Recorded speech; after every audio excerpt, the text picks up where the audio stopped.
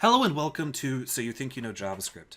My name is Nelson Lakay, and in this series what we're going to do is we are going to take a look at some of the more tricky aspects of the JavaScript language that often trip people up, whether you just started learning this language 6 months ago or you've been working with it for a couple years. So I really want to take some of the more kind of interesting and I don't want to say bizarre, but I'll say unique things about JavaScript and kind of distill them down and explain them so that people no longer have to guess about the behavior of some of their code. These are things that you have to understand if you're going to truly be able to express yourself in JavaScript. And particularly, you're going to have to understand these things in order to be able to read other people's JavaScript code. So let's go ahead and take a look at what we're going to be covering.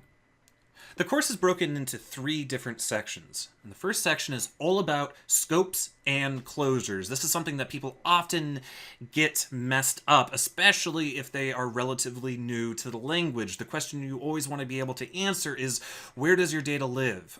When is it in scope? When is it out of scope? When are scopes created? What are scopes? All of those questions are answered in this section. And not only that, we also talk about things like hoisting and immediately executing function expressions. If you don't know what either of those things are, that's totally fine. And we finally wrap up the section with a discussion on ES 2015 scoping, and that is what that section is all about.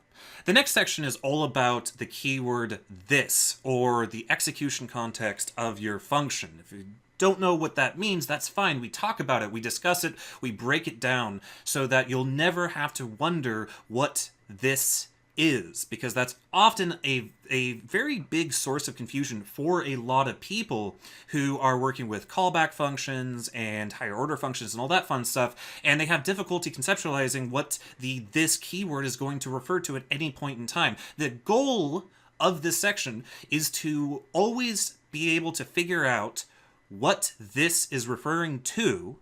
And most importantly, how do we change this? How do we modify what the this of a function is? And finally, just like the last section, we wrap up with a discussion of a new bit of syntax in ES 2015 that allows us to much more easily conceptualize the concept of this. The final section is all about prototypes. So prototypes is a very, I don't want to say odd, I'll just be nice and say unique sort of aspect to JavaScript, and it's not something you see very often in any other language. And so as a result, it's a source of confusion. People have difficulty conceptualizing what a prototype is, and the syntax does not help. So this entire section is all about demystifying prototypes. What are they? What's an object prototype? What's a function prototype? How do we change prototypes? How do we make prototypes? How do we do inheritance? How do we write a classical object inheritance model within JavaScript? If you don't know what I mean by that, that will definitely be explained. So this will really demystify the concept of a prototype so that there's no more sort of guesswork when you're working with them anymore.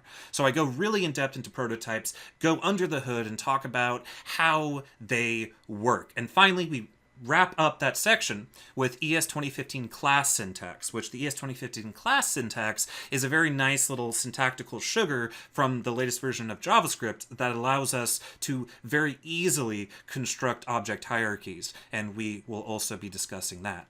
So that's the course. We'll be discussing these 3 major things, these 3 things that you need to understand in order to be effective with JavaScript, in order to go from a beginner level understanding to a more intermediate advanced level of understanding. So you really need to internalize these concepts in order to be really successful with writing or reading JavaScript. And I did my best to show you guys how these things work so that you can take a look at the code, any code really, and be able to determine, okay, where are the scopes?